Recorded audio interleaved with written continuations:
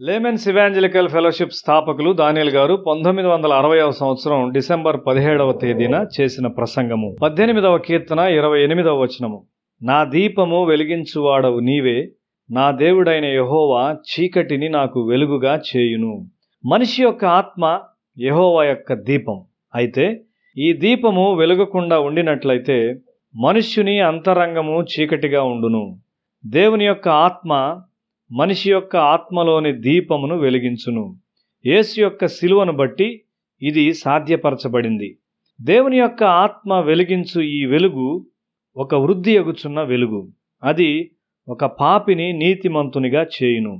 నీతిమంతుని వెలుగు రోజులు జరుగుచుండగా మరెక్కువగా ప్రకాశించుచుండును. ఆ విధముగా అది మరి ఎక్కువ ప్రకాశించు జ్వాలగా అగును. దేవుడు తన శక్తిని అతనిలో పెట్టును.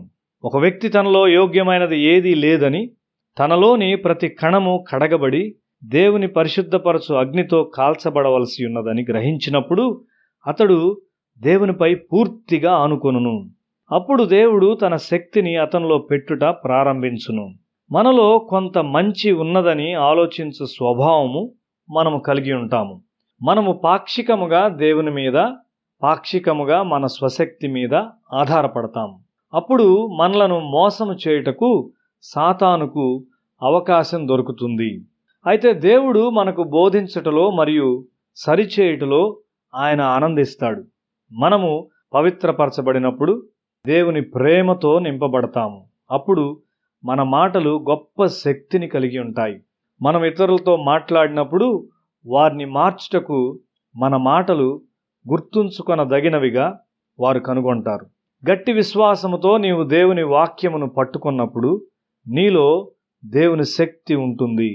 సాతాను నిన్ను మోసము చేయలేనంతగా నీవు దేవుని గూర్చిన జ్ఞానముతో నింపబడవలసి ఉన్నావు. ఒక సంఘములోని చాలామంది సభ్యులు వాక్యమును నమ్మినప్పుడు అది శక్తివంతముగా ఉంటుంది. ఒక కుటుంబంలోని సభ్యులు వాక్యమును నమ్మువారైనప్పుడు ఆ గృహము శక్తివంతమైనదిగా ఉంటుంది. నీతో మాట్లాడుటకు మరియు నీవేదైనా ప్రమాదంలో ఉన్నప్పుడు నిన్ను హెచ్చరించుటకు అవకాశం కొరకు దేవుడు వెదుకుచున్నాడు. నీవు దేవుని వాక్యమును ధ్యానించినప్పుడు ఆయనకు ఈ అవకాశం దొరుకుతుంది. దేవుని వాక్యమును అనుసరించుట నీ ప్రధానమైన ప్రయత్నమై ఉండాలి. నీవు ఎంత మేరకు లేఖనముల అధికారం క్రింద ఉన్నావు? నీవు రక్షింపబడినప్పుడు పరిపూర్ణుడవయ్యావని అర్థము కాదు. పరిపూర్ణుడ ఒగుటకు నీవు రక్షింపబడ్డావు.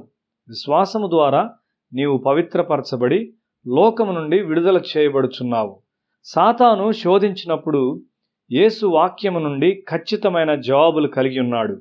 శోధనను జయించుటకు సరైన జవాబును కలిగి ఉండునట్లు కూడా దేవుడు మన వ్యక్తిత్వాన్ని సిద్ధపరుస్తాడు. ఆ విధముగా మనము భయములేని వారముగా ఉండగలము. దేవుడు మనతో ఎంతో మృదువుగా ఉంటాడు. ప్రతి దశలో ఆయన మన బలహీనతను ఎరిగి ఉన్నాడు. ఒక తండ్రి వలె ఆయన మన ఎడల దయచూపును. దేవుని ద్వారా సంపూర్ణమైన విమోచన కలదు. మనం ఎందుకు తప్పిపోతాము? మనం ఆయనతో చాలినంత సమయాన్ని గడుపుట లేదు కాబట్టి. ప్రార్థనలో ఎక్కువ సమయం నీవు గడిపినప్పుడు నిన్ను నడిపించుటకు దేవుడు అవకాశం కలిగి ఉంటాడు. ఒకసారి సాతాను నాకు ఒక దయగల తలంపునిచ్చాడు. కానీ అది ఒక తప్పైన తలంపు. నేను దాన్ని 6 మాసాలు అనుమతించాను. అది దాని వ్రేళ్లను లోతునకు పంపుతూ ఉండింది.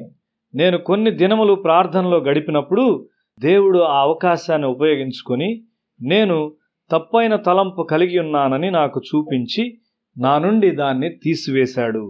మనలను హెచ్చరించుటకు మరియు మన వెలుగును పరిపూర్ణము చేయుటకు దేవుడు ఆసక్తి కలిగి ఉన్నాడు.